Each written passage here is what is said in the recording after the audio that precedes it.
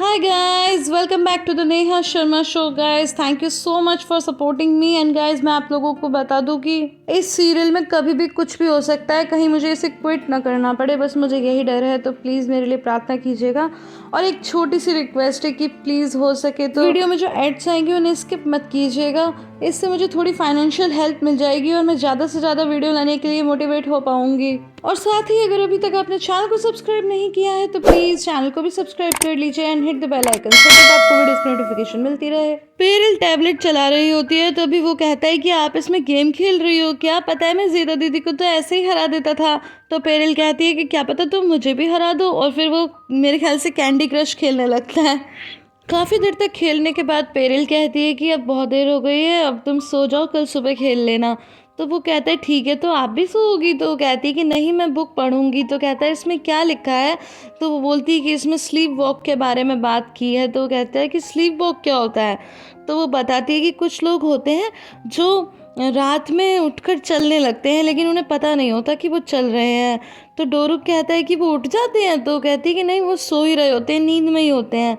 तो कहता है कि क्या पता मैं भी चलता हूँ, क्या पता आप भी चलती हो? तो कहती है मुझे मेरा नहीं पता लेकिन तुम नहीं चलते हो क्योंकि तुम कल पूरी रात सोते रहे थे यहाँ पर।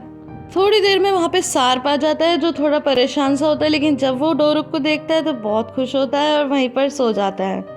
सीन में हम देखते हैं कि मिसेस हतीजे मिस्टर एनवर की पीठ दबाती हैं। तो मिस्टर एनवर कहते हैं कि हतीजे अब तुम रहने दो, तुम भी तो थक गई होंगी। और उसके बाद वो कहते हैं कि प्लीज़ जेदा को कॉल लगाओ। हालांकि शीरीन को ये सब अच्छा नहीं लगता। फिर मिसेस हतीजे जेदा को कॉल लगाती हैं तो जेदा कहती है कि मैं बिल्कुल ठीक हूँ और मैंने सब बर्तन वर्तन साफ कर दिए और अब मैं लेटी हुई हूँ। लेकिन वहीं हम देखते हैं कि सारे बर्तन तो वहीं फैले हुए होते हैं। नेक्स्ट सीन में हम देखते हैं कि पेरिल्स जब सब सो जाते हैं तो एकदम से उठती है और बाहर की तरफ जाने लगती है, लेकिन डोरुक भी सोया हुआ नहीं होता, इसीलिए पेरिल के पीछे पीछे आता है। पेरिल सार्प की अलमारी से मोबाइल निकालकर मुनीर को कॉल करती है और साथ ही उसे वो सब बताती है कि उसने उसका नाम ले लिया है और अब वो ये सिचुएशन संभाल ले। तो मुनीर कहता है कि मिस्टर स्वात को ही पता चलेगा तो फिर क्या होगा? तो वो कहती है कि मुझे उनकी परवाह नहीं है, बस तुम सार्प के आगे यही बोलोगे कि तुम्ही ने मुझे बताया था नज़ीर के आदमी बाहर के घर आने वाले हैं। वहीं हम देखते हैं कि जब डोरुक ये सब कुछ देख रहा होता है तो डोरुक बोलता है अरे इसका मतलब पेरिल आंटी स्लीप वॉक कर रही हैं। और थोड़ी देर बाद बाहर भी कमरे से बाहर आती है तो वो कहता है अरे मम्मा भी स्लीप वॉक कर रही है। जब बाहर पेरिल के पास आती है तो पेरिल कहती है कि मुझे नींद नहीं आ रही थी इसलिए मैं बाहर आके बैठ गई। फिर वो जाने लगती है तो उसे रोक के कहती है कि बाहर प्लीज़ तुम सार्प को मत बताना कि मैं तुमसे पहले स्कूल में मिल चुकी हूँ। तो वो कहती है कि क्यों? तो कहती है मैं चाहती हूँ कि मैं खुद ही उसे बताऊँ, इसीलिए तुम प्लीज़ मुझे उसे खुद ही बताने दो, एक मौका दो मुझे। तो बाहर कहती है कि कोई ज़रूरत नहीं है। तो कहती है क्यों? तो वो बोलती है कि क्योंकि अब मुझे तुम्हारा पति नहीं चाहिए। सीन में हम देखते हैं कि जेदा अभी भी सो रही होती है और तभी उसके दिमाग में येलिस की बात आती है कि कैसे उसके शॉप ऑनर ने उसे उल्टा सीधा बोला था। तो वो एकदम से गुस्से में उठकर बैठ जाती है और फिर सीधा तैयार होकर बाहर जाने लगती है। आरिफ भी उसे जाता हुआ देखता है और आवाज़ लगाता है लेकिन वो सुनती नहीं और सीधा उसी वेडिंग शॉप पर पहुंच जाती है जहां पर येलिस काम करती थी और उसके ऑनर से पूछती है कि क्या ये वही जगह है जहाँ येलिस काम करती थी। जैसे ही वो हाँ कहता है तो वहाँ तोड़ फोड़ करना शुरू कर देती है, जिससे कि वहाँ पे काम करने वाले लोग एकदम डर जाते हैं और वो सब चीज़ों को बुरी तरह से तहस नहस कर देती है। अब नेक्स्ट सीन में हम देखते हैं मिसेस हतीजे और शीरीन किचन में काम कर रहे होते हैं कि तभी वहाँ पर मिस्टर एनवर आते हैं और वो बोलते हैं कि हतीजे जल्दी से जेदा को कॉल करो। लेकिन मिसेस हतीजे कहती हैं कि उसका कॉल लग ही नहीं रहा, मैं कई बार ट्राई कर चुकी हूँ। तो वो फिर से ट्राई करते हैं लेकिन वो फ़ोन नहीं उठाती। तो मिसेस हतीजे कहती हैं कि तुम इतना परेशान क्यों हो रहे हो सकता है कि वो अभी सोकर ना उठी हो, थोड़ी लेट उठे या नहाने धोने चली गई हो। फिर शीरीन भी बड़बड़ाती रहती है कि आपकी उस नाइट क्लब लेडी को कुछ नहीं होगा। तो कहते हैं कि ठीक है, फिर आरिफ को कॉल करके पूछता हूँ कि एक बार वो ऊपर जाके चेक करे।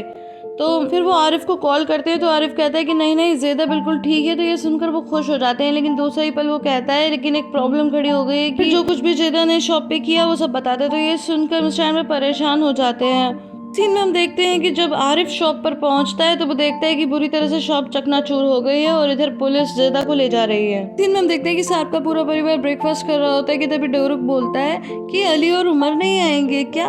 तो पेरिल कहती है कि वो लोग पहले ही ब्रेकफास्ट कर चुके हैं ना इसीलिए, लेकिन अगर तुम चाहो तो हम दोपहर का खाना साथ में खा सकते हैं। तो वो कहते हैं अच्छा। फिर डोरू कहता है कि आंटी आप अली और अली का ख्याल इसलिए नहीं रखती क्योंकि वो सुंदर नहीं है बिल्कुल भी। तो ये सुनकर बाहर एकदम से उसको इशारे से डांटती है और कहती है कि ऐसे नहीं कहते, और अली अली नहीं, अली और उमर है। लेकिन निशान खूब हंसने लगती है और फिर पेरिल मुस्कुराते हुए कहती है कि नहीं मैं ख्याल रखती हूँ, लेकिन लैला दीदी मेरी हेल्प करती हैं उसका ख्याल रखने के लिए। तो फिर कहती है कि बेटा जैसे ज़ेदा दीदी बोरा का ख्याल रखने नहीं जाती। तो फिर डोरू कहता है अच्छा तो आंटी आप डॉक्टर हो। तो कहती है कि नहीं मैं डॉक्टर नहीं हूँ। तो कहता है कि फिर आप क्या हो। तो वो कहती है कि मैं इंग्लिश टीचर हूँ, लेकिन अभी मैं नहीं पढ़ाती क्योंकि दोनों बच्चे छोटे हैं ना इसलिए। तो ये सब बातें सुनकर सार्क भी बड़ा खुश हो रहा होता है और तभी डोरू कहता है कि क्या आप मुझे इंग्लिश पढ़ा दोगी। तो कहती है कि हाँ बिल्कुल मैं तुम्हें इंग्लिश सिखा दूंगी। डोरू बोलता है कि दीदी भी सीख लेंगी, लेकिन निशान कहती है कि नहीं मैं बड़े होने के बाद आरिफ अंकल से सीख लूंगी। तो वो कहता है नहीं उन्हें नहीं आती। तो वो कहती है कि उन्हें आती है। फिर पूछती है कि मम्मा उन्होंने क्या पढ़ाई की है। तो वो कहती है कि बेटा वो इंजीनियर है। हालांकि ये सब सुनकर सार्क का मुंह बन रहा होता है और तभी निशान कहती है कि मम्मा मुझे आरिफ अंकल से बात करनी है, मुझे उनकी बहुत याद आ रही है। लेकिन सार्क कहता है कि नहीं बेटा अभी बात नहीं हो सकती क्योंकि टेलीफोन लाइन खराब है तो किसी का फ़ोन नहीं मिल रहा। लेकिन डोरू एकदम से बोल देता है कि नहीं खराब नहीं है, फ़ोन मिलता है। तो कहता है नहीं बेटा। तो कहता है कि नहीं मैंने देखा था कल पेरिल आंटी को मोबाइल पे बात करते हुए। तो वो सब पेरिल की तरफ देखने लगते हैं। तो कहती है तुमने मुझे देखा था? कहता है कि हाँ जब आप स्लीप वॉक कर रही थी। तो तभी वो हंसकर ये बात टाल देती है और कहती है कि कल मैं और डोरू का आपस में स्लीप वॉक की बात कर रहे थे ना इसीलिए शायद ये ऐसे बोल रहा है। सीन में शीरीन को अपने बॉयफ्रेंड का कॉल आता है और वो उसे तुरंत ही तैयार होने के लिए बोलता है और बोलता है कि मैं गाड़ी भिजवा रहा हूँ। पहले वो थोड़ी आनाकानी करती है कि ऑफकोर्स वो रूठी जो हुई है, लेकिन वो कहता है कि नहीं तुम अभी आओगी और फिर वो जल्दी से तैयार होने लगती है। एक सीन में हम ज़ेदा और आरिफ को रास्ते में आता हुआ देखते हैं जहाँ आरिफ कहता है कि ये सब क्या है। तो वो कहती है कि मैं बहुत परेशान हूँ। तो वो कहता है कि तुम ही परेशान नहीं हो, यहाँ पर बहुत लोग परेशान हैं। क्या तुमने कभी सोचा है मिस्टर एनवर और मिसेस हतीजे पर क्या गुजर रही होगी कि उनकी बेटी और उनके बच्चों का कुछ पता ही नहीं है। ज़ेदा कहती है कि तुमने मुझे क्यों बचाया। तो कहता है कि तुम्हें पता भी है जेल में कैसा लगता है। तो कहती है कि मैं यही सब डिजर्व करती हूँ, सभी बहुत परेशानी से गुजर रहे हैं लेकिन तुम ये सब कर रही हो। और इतने में मिस्टर एनवर भी वहाँ जाते हैं। तो ज़ेदा आरिफ से कहती है कि तुमने ही ये सब बताया होगा है ना। और इतने में मिस्टर एनवर ज़ेदा को डांटने लगते हैं। तो वो मिसेस हतीजे उन्हें रोकती हैं, लेकिन ज़ेदा कहती है कि कोई बात नहीं मॉम प्लीज़ पापा को डांट लेने दीजिए, वो मेरे पापा हैं। और फिर वो गले लगा लेती है। एंड गाइस यहाँ पर मिस्टर एनवर एक बहुत ही अच्छी मिसाल कायम की है कि अपने बच्चों को तो हर कोई प्यार करता है, लेकिन जो दूसरे के बच्चे को भी अपना बच्चा समझे वो इंसान कितना महान है। आप सोचकर देखिए कि मिस्टर एनवर को रात भर नींद नहीं आए और सुबह उठते ही वो बेचैनी में सबसे पहले कहते हैं कि ज़ेदा को कॉल लगाओ। और जब उन्हें ज़ेदा की वास्तविक सिचुएशन का पता चलता है तो फिर वो यहाँ दौड़े दौड़े चले आते हैं। इतना ही नहीं बाहर उनकी अपनी बेटी नहीं है फिर भी उन्होंने पूरे दिल से उसे अपनी बेटी माना है, यहाँ तक कि वो शीरीन से ज़्यादा बाहर से प्यार करते हैं। नेक्स्ट सीन में मिस्टर स्वात अपनी गर्लफ्रेंड का वेट करते हैं और तभी उनकी गर्लफ्रेंड सामने से आती है, जिसे देखकर वो खड़े हो जाते हैं और गले मिलने की कोशिश करते हैं। लेकिन ऑफ कोर्स वो रूठी हुई है तो गले तो मिलती नहीं है। मिस्टर स्वात बोलते हैं कि शायद मुझे पनिश करने के लिए ऐसे किया जा रहा है, लेकिन शीरीन बोलती है कि पनिश क्यों किया जाएगा। तो वो कहते हैं क्योंकि पिछली बार मैंने अच्छा बिहेव नहीं किया ना। तो कहती है क्या पता आप अब भी ऐसा ही करो। तो उसके बाद वो इशारा करके उसके लिए गिफ्ट मंगाते हैं जो कि एक डायमंड ब्रेसलेट होता है। और ये देखकर वो कहती है कि गिफ्ट की ज़रूरत नहीं है, आपने माफ़ी मांग ली इतना ही काफ़ी है।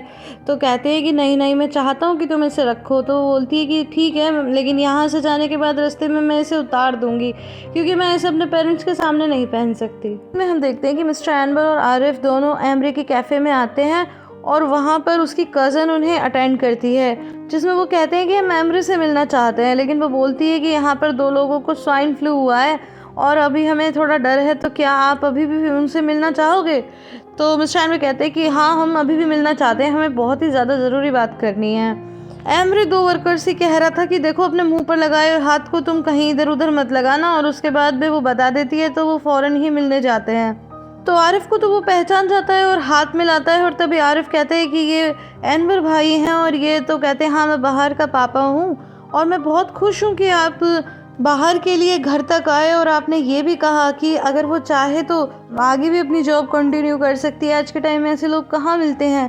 तो वो कहते कि क्यों नहीं, मैं पहले दिन ही ये समझ गया था कि बाहर एक डिसेंट लेडी है, इसीलिए मैंने ऐसा कहा। फिर मिस्टर अनवर कहते हैं कि लेकिन मैं यहाँ बाहर के लिए नहीं, ज़ेदा के लिए आया हूँ। और तभी एमरी की कज़न वहाँ पर चाय लेके आती है और ज़ोर से पटक के चली जाती है, तो थोड़ी सी चाय इधर उधर फैलने लगती है। तो वो दोबारा उसे रोक के कहता है कि इसको साफ़ कर दो। तो वो क्या करती है कि अपने पहने हुई ड्रेस से ही साफ़ कर देती है और जो प्लेट में चाय फैल गई थी उसे दोबारा से कप में डाल देती है और चली जाती है। एमरी बोलता है कि देखा आपने, अच्छे एम्प्लॉय मिलना भी कितना मुश्किल है, पर वैसे आप यहाँ ज़ेदा के लिए आए थे तो क्या हुआ। तो मिस्टर अनवर कहते हैं कि एक्चुअली ज़ेदा बहुत परेशान है और रिसेंटली उसने एक शॉप के बाहर तोड़फोड़ कर दी। ये सुनकर एमरे ज़ोर ज़ोर से हंसने लगता है और कहता है कि ज़ेदा तो हमेशा से ऐसी ही है और वो कभी भी नहीं बदली, अब भी नहीं बदली। पता नहीं आप लोगों को इतनी हैरानी क्यों है। ऐसे ये तो बताइए कि उसने किसकी शॉप तोड़ दी। तो जिस पर आरिफ कहता है कि जहाँ उसकी फ्रेंड जिसको अब समाप्त कर दिया गया है काम करती थी। ये सुनते ही एमरे एकदम सीरियस हो जाता है। गाइस आई होप आपको ये वीडियो पसंद आई होगी। अगर पसंद आई है तो इसे लाइक शेयर एंड कमेंट करना बिल्कुल भी ना भूलें। फिर मिलती हूँ अगले वीडियो में, तब तक के लिए bye bye and take care.